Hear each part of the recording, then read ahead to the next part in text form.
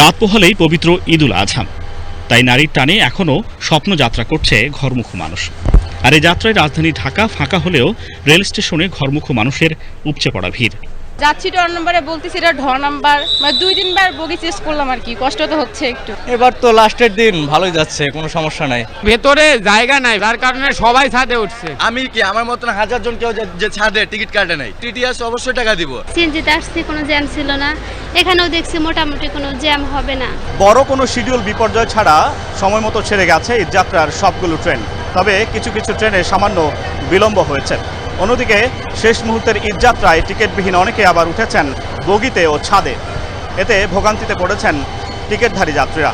তবে সব দুর্ভোগ ছাপিয়ে ঘরমুখো যাত্রীদের মধ্যে দেখা গেছে স্বস্তির হাসি। ঘরমুখো ঈদযাত্রার শেষ দিনেও আন্তনগর, কমিউটার, মেইল ও বিশেষ ট্রেন মিলিয়ে মোট ৭০ জোড়া ট্রেন চলাচল করছে।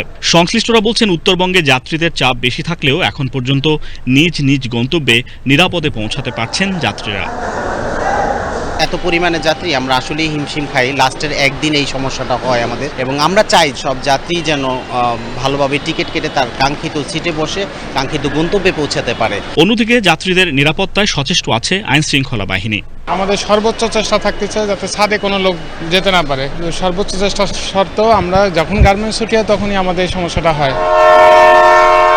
এদিকে ভোগান্তি ছাড়া সড়কেও ঈদযাত্রা করছে রাজধানীবাসী। গাবতলী বাস টার্মিনালের পরিবহন সংশ্লিষ্টরা বলছেন, যাত্রীদের ভিড় তেমন একটা নেই, তবে অতিরিক্ত ভাড়া নেওয়ার অভিযোগ কোনো যাত্রীর। যাত্রী এদিকে চাপ নাই বললেই চলে, কারণ হলো বেশিরভাগ যাত্রী যাচ্ছে পদ্মা সেতু হয়ে দক্ষিণবঙ্গে। 700-800 টাকায়, এখন মনে করেন 1500-1600 টাকা লাগতেছে।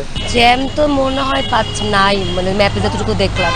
গত 2 দিন এর আগে যারা গেছে তাদের অনেক জ্যাম ছিল, তাদের সময় আরো বেশি লাগছে। আশা করি সময় একটু কম লাগবে। গণপরিবহনের মাধ্যম দিয়ে বাড়ি যাওয়ার যে ইচ্ছা ছিল, সেটা চাপটা গতকাল রাত পর্যন্ত সর্বোচ্চ চাপ ছিল। অতিরিক্ত ভাড়ার কথাটা বলা হচ্ছে, এটা হয়তোবা মধ্যস্বত্বভোগী তারাই হচ্ছে বোকার যারা আছে, তারা হয়তোবা বেনিফিট হয়েছে। তবে আমরা মালিক কেউ এটাতে বেনিফিট হয়নি, কারণ আমরা এখন থেকে প্রায় 15 দিন আগে আমরা ঘোষণা দিয়ে আমাদের অগ্রিম টিকিটগুলো সব অনলাইনে সেল করেছি। এদিকে ঈদযাত্রার শেষ সময়ে সদরঘাট লঞ্চ টার্মিনালের অধিকাংশ লঞ্চে যাত্রীদের চাপ একেবারেই কম ছিল। আজ দুপুর 12টা পর্যন্ত দেশের দক্ষিণাঞ্চলের বিভিন্ন নৌপথে 40টি লঞ্চ ছেড়ে গেছে। গতকাল সারাদিনে সদরঘাট থেকে 127টি লঞ্চ কোনো ধরনের ঝক্কি ঝামেলা ছাড়াই গন্তব্যের উদ্দেশ্যে ছেড়ে গেছে। কুমার বিশ্বজিৎ রায়, বাংলাদেশ টেলিভিশন, ঢাকা।